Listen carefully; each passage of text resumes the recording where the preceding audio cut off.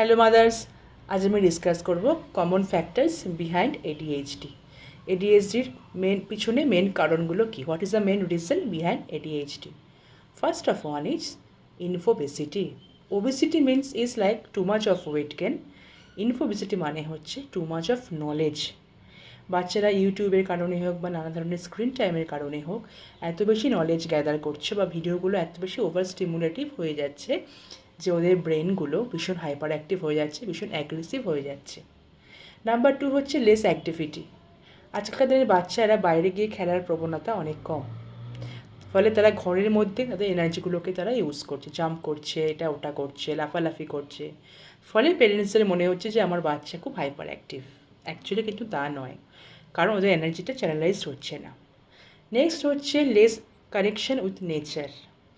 বাইরের সাথে যেরকম স্যান্ড বা মাড, এগুলোর সঙ্গে ওদের কানেকশান একদমই নেই।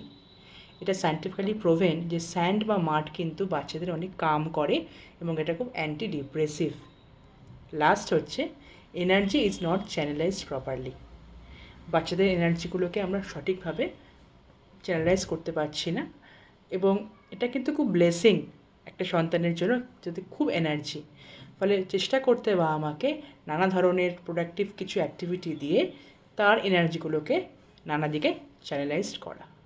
সো এটা মনে রাখতে হবে, আমার বাচ্চা is not like a Maruti car, my child is a Ferrari car.